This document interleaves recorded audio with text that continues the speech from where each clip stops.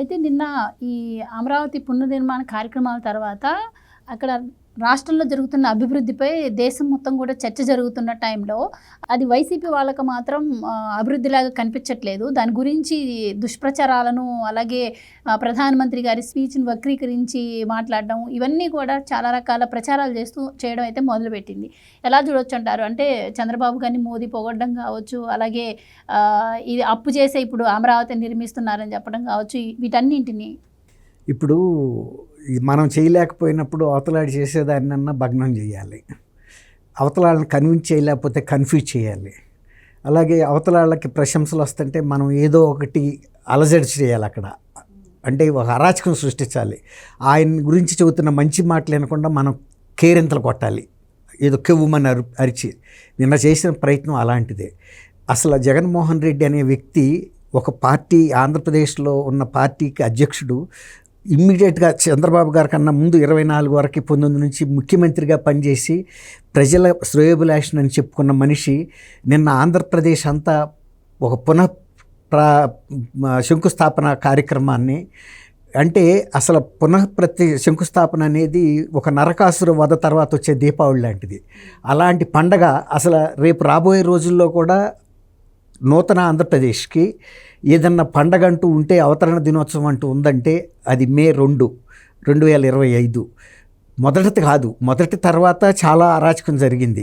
అరాచకాలని మొత్తం సరిదిద్దుతూ మళ్ళీ ఎవరైతే ఆ రోజు శంకుస్థాపన చేశాడో జరిగింది దుష్టశక్తుల్ని ఇక నేను రానివ్వను, అందుకే దుష్టశక్తులు పారిపోయినాయి అని చెప్పిన కారణం ఏంటంటే ఇప్పుడు కన్నా పారిపోండి అని ఆయన చెబుతున్నాడు. గతంలో మేము చూడనట్టుగా వదిలేసాం, ఇవాళ ఆ పరిస్థితి కాదు, ఇంకా ఎంతకాలం మీ అరాచకం. నాకు కూడా ఒక ఇది ఉంది, అంటే దాన్ని ఏమంటాం, మన పేషెంట్స్ని ఓపిక, నా ఓపిక కూడా పోయింది, ఇంకా కాలాన్ని వృధా చేసి ఆంధ్రప్రదేశ్ ప్రజల భవిష్యత్తుని, ఆంధ్రప్రదేశ్కి నేను అన్యాయం చేయలేను. నేను ప్రధానమంత్రిగా ఉండగా జరిగిన శంకుస్థాపనని కాదని నువ్వు ఇంత అరాచకం సృష్టించి ఎక్కడ అభివృద్ధిని అక్కడ ఆపేశావు. ఇవాళ నా కంటితో నేను చూసా. ఇప్పటికైనా నువ్వు ఆంధ్రప్రదేశ్ను వదిలి వెళ్ళమని డైరెక్ట్గా చెప్పలేక నిన్న అరాచక శక్తులు లేకపోతే ఈ దుష్టశక్తులు అన్నాడు, గ్రహణం వీడిపోయింది అన్నాడు. అట్లాంటి మాట ఆయన అన్న తర్వాత కూడా ఇవాళకి మొన్న ఈ శంకుస్థాపనకి ఒక మాజీ ముఖ్యమంత్రిగా రాష్ట్ర ప్రజల శ్రేయస్సు కోరే వ్యక్తివైతే నిన్న ఖచ్చితంగా హాజరవ్వాలి. అంతకుముందు నీకు మానసిక పరిపక్వత లేదనుకుందాం, ఒక సైకోవ్ అనుకుందాం, కానీ 5 సంవత్సరాలు నీకు ప్రజలు అధికారం ఇచ్చారు. నువ్వు దోసుకోవటానికి, లక్షల కోట్ల దోసుకోవటానికి అవకాశం ఇచ్చారు. అది కూడా తిను పోతే పోయింది. ఇవాళ ఆ నష్టాన్ని కూడా భర్తీ చేసుకోవటానికి ఇంకో మనిషి వచ్చాడు. తిన్నందుకు ప్రజలు చేసిన తప్పుకి నువ్వు ప్రజలకి కూడా రుణం తీర్చుకున్నావు. మీరు నాకు ఇచ్చినందుకు, మీరు ఇచ్చిన అవకాశాన్ని సద్వినియోగం చేసుకున్నామని. అందుకే వాళ్ళు కూడా మేము చేసిన తప్పుని మేము 24లో సవరించుకుంటాం అన్నారు. నిన్న వ్యక్తిగతంగా ఆయన హాజరయ్యి ఉంటే ఒక మంచి మార్కన్నా, ఒక రాక్షసుడు పూజ దగ్గరికి వచ్చి కూర్చుంటే కొంత పాపం అన్న పోయేది. హాజరవడం తీసి పక్కన పెడితే అండి, ఈరోజు అంటే నిన్న ఈ కార్యక్రమం జరిగింది, నెక్స్ట్ డే నుంచి ఇంకా ఇలాంటి ప్రచారాలు మొదలు పెట్టారు. ఆయన పార్టీ నుంచి నాయకులు మొదలు పెట్టారు.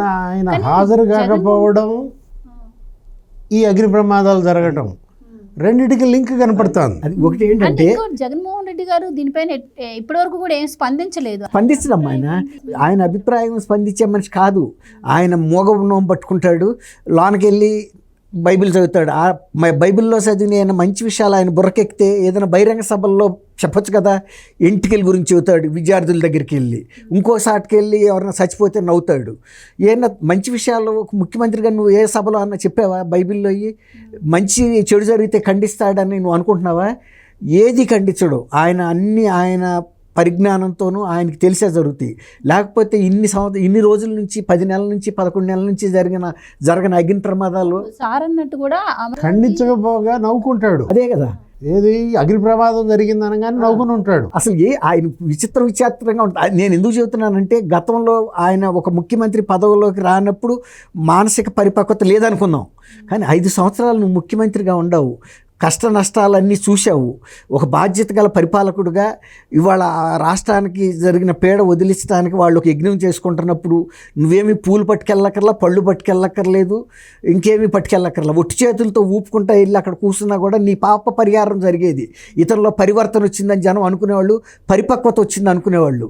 కానీ ఆంధ్రప్రదేశ్ ప్రజలకు జరిగే పండగ నాకు ఒక దుర్దినం, ఇది నాకు ఒక శాపగ్రస్తమైన రోజు, నేను ఇవాళ చీకట్లో బతుకుతాను, ఆ చీకట్లో నుంచి మంత్రాలు చదువుతాను, నే లేకుండా కూడా మంటలు సృష్టిస్తాను, విమానాశ్రయాల మీద కూడా వెళ్ళిపోతాయి నేను పెట్టే పొగ అన్నట్టుగా విచిత్రమైన పనులు చేయించాడు. ఆయన చేతిలో ఉండారు ఇట్లాంటి వాళ్ళని ఏమంటారు, గణం అసుర గణం లేదని కాదు.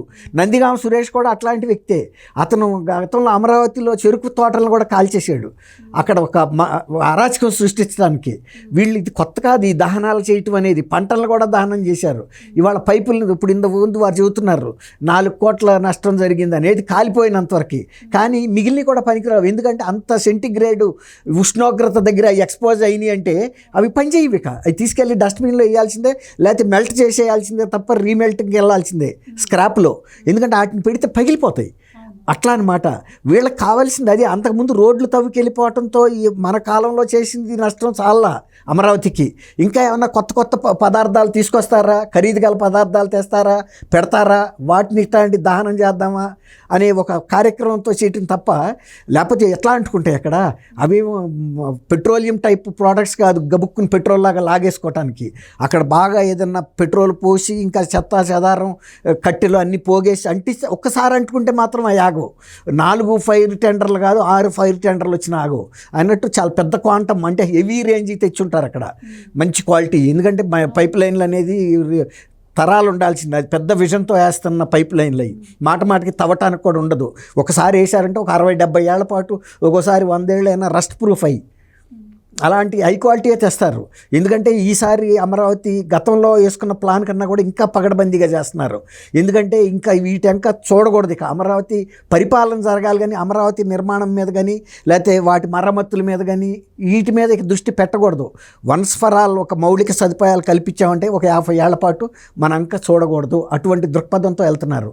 నిన్న మోడీ గారు కూడా అదే చెప్పాడు, ఇది ప్రపంచంలో ఒక శక్తిగా అంతరించబోతుందంటే ఆయన మామూలుగా అనలా. ఎందుకంటే దాని ప్రణాళికలు, దాని యొక్క ప్లానింగ్ ఎట్లా చేస్తున్నారు, విజన్ ఏంటి అనేది ఆయన చూశాడు.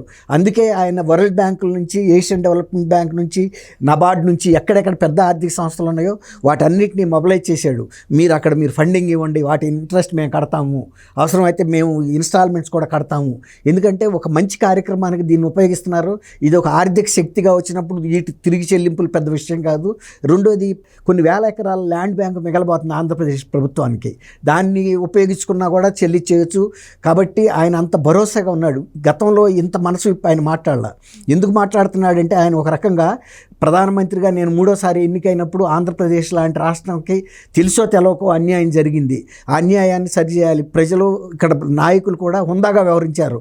ఏ విధమైన చిల్లర మాటలు నా పట్ల మాట్లాడలేదు. ప్రజలు కూడా ఎంత పండగలాగా నిన్న అక్కడ లక్షల మంది వచ్చారు రాష్ట్రంలో అన్ని ప్రాంతాల నుంచి.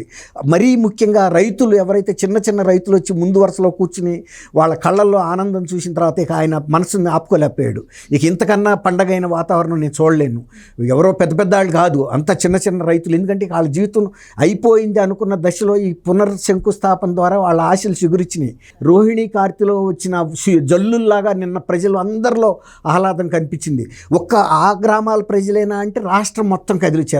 ఎందుకంటే ఇది రాష్ట్రం మొత్తానికి ఒక గ్రోత్ ఇంజిన్ లాగా పనిచేస్తుంది అనేది. మన బిడ్డలు ఇక్కడ వెళ్ళి బతకాలి, మనం పరిపాలనకు సంబంధించిన అంశాలకి వెళ్ళాల్సింది అమరావతి బాగుంటేనే మనం బాగుంటాము. అమరావతి సంపాదించే డబ్బుని మన జిల్లాల్లో, మన టౌన్ల్లో, మన ఊళ్ళల్లో ఖర్చు పెడతారు. వాళ్ళకి అర్థమైపోయింది. తెలంగాణలో ఎప్పుడైతే హైదరాబాదు గ్రోత్ చూశారో అలాంటి గ్రోత్ ఇంజిన్ని మనం అమరావతిలో సృష్టించుకుంటున్నామని వ్యక్తిగతంగా వాళ్ళు అందరూ అంతమంది వచ్చారంటే తర్వాత సైలెంట్గా వెళ్ళారు. ఎక్కడా కూడా చిన్న ఇది కూడా జరగలప్పుడు. ప్రధాని మోడీ గారు ఎన్నికల సభ ఒక పరిమితమైంది, నిన్న అపరిమితమైంది. అన్ని వర్గాల ప్రజలు వచ్చారు, ఒక రాజకీయ పార్టీ అని కాదు. న్యూట్రల్గా తటస్థంగా ఉండే ప్రజలు, రాష్ట్ర శ్రేయస్సు కోరే ప్రతి వాళ్ళు వచ్చి ఎంత శ్రద్ధగా విన్నారు, ఎంత క్రమశిక్షణతో వెళ్ళారు, వచ్చారో చూశాం కదా. అది వాళ్ళకి ఉన్న నిబద్ధత రాష్ట్ర అభివృద్ధి పట్ల.